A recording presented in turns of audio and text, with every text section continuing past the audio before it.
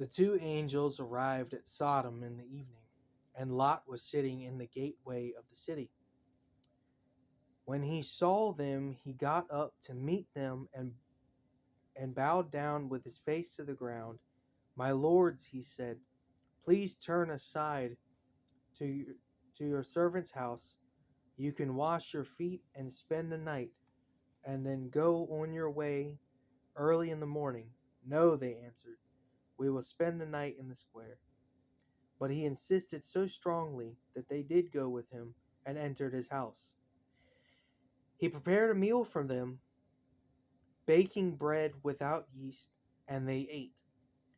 Before they had gone to bed, all the men from every part of the city of Sodom, both young and old, surrounded the house. They called to Lot, "Where are the men who came to you tonight? Bring them out to us so that we can have sex with them." Lot went outside to meet them and shut the door behind him and said, "No, my friends, don't do this wicked thing. Look, I have two daughters who have never slept with a man. Let me bring them out to you, and you can do what you like with them. But don't do anything to these men, for they have come under the protection of my roof."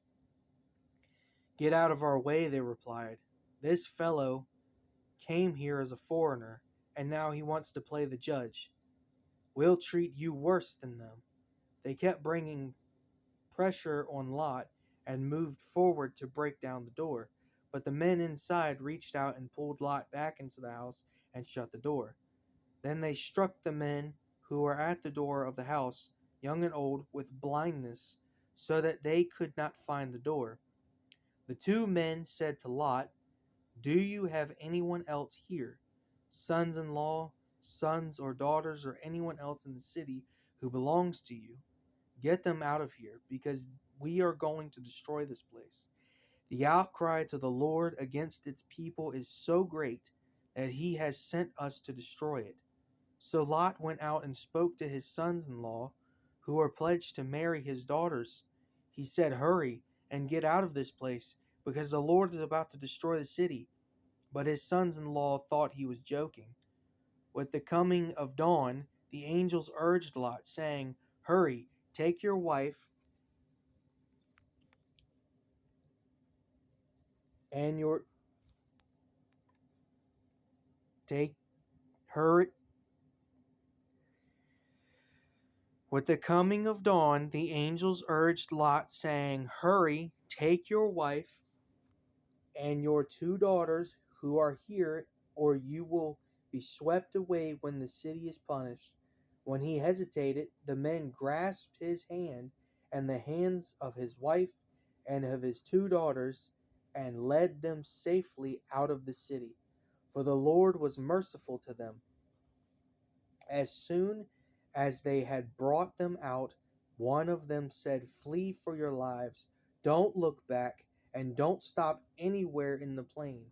Flee to the mountains, or you will be swept away." But Lot said to them, "No, my lords, please, your servant has found favor in your eyes, and you have shown great kindness to me in sparing my life.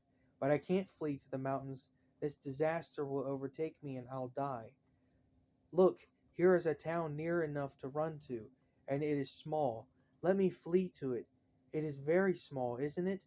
Then my life will be spared." He said to him, "Very well, I will grant this request to you. I will not overthrow the town you speak of, but flee there quickly, because I cannot do anything until you reach it." That is why the town was called Zoar. By the time Lot reached Zoar, the sun had risen over the land. Then the Lord rained down burning sulfur on Sodom and Gomorrah from the Lord out of the heavens. Thus he overthrew those cities and the entire plain, destroying all those living in the cities, and also the vegetation in the land. But Lot's wife looked back, and she became a pillar of salt. Early the next morning, Abraham got up and returned to the place where he had stood before the Lord. He looked down toward Sodom and Gomorrah, toward all the land of the plain, and he saw dense smoke rising from the land, like smoke from a furnace. So when God destroyed the cities of the plain, so when God destroyed the cities of the plain, he remembered Abraham, and he brought Lot out of the catas- cata- catastrophe that overthrew the cities where Lot had lived. Lot and his 2 daughters left Zoar and settled in the mountains, for he was afraid to stay in Zoar. He and his 2 daughters lived in a cave. One day the older daughter said to the younger, "Our our father is old, and there is no man around here to give us children, as is custom all over the earth. Let's get our father to drink wine and then sleep with him and preserve our family line through our father."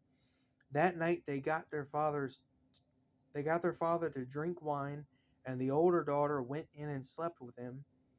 He was not aware of it when she lay down or when she got up. The next day the older daughter said to the younger, "Last night I slept with my father. Let's get him to drink wine again tonight, and you go in and sleep with him so we can preserve our family line through our father."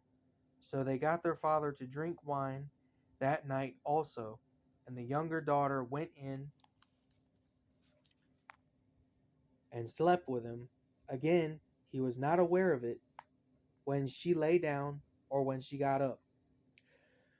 So both of Lot's daughters became pregnant by their father. The older daughter had a son, and she named him Moab. He is the father of the Moabites of today. The younger daughter also had a son, and she named him Ben Ami. He is the father of the Ammonites of today. Now Abraham moved on from there into the region of the Negev, and lived between Kadesh and Shur. For a while he stayed in Gerar, and there Abraham said to his wife Sarah, "She is my sister." Then Abimelech king of Gerar sent for Sarah and took her. But God came to Abimelech in a dream one night and said to him, "You are as good as dead, because of the woman you have taken. She is a married woman." Now Abimelech had not gone near her, so he said, "Lord, will you destroy an innocent nation? Did he not say to me, 'She is my sister'? And didn't she also say, 'He is my brother'? I have done this with a clear conscience and clean hands." Then God said to him in the dream, "Yes, I know you did this with a clean conscience, and so I have kept you from sinning against me. That is why I did not let you touch her. Now return the man's wife, for he is a prophet, and he will pray for you, and you will live. But if you do not return her, you may be sure that you and all who belong to you will die." Early the next morning Abimelech summoned all his officials, and when he told them all that had happened, they were very much afraid. Then Abimelech called Abraham in and said, "What have you done to us? How have I wronged you, that you have brought such great guilt upon me and my kingdom?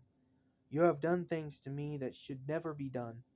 And Abimelech asked Abraham, "What was your reason for doing this?" Abraham replied, "I said to myself, there is surely no fear of God in this place, and they will kill me because of my wife.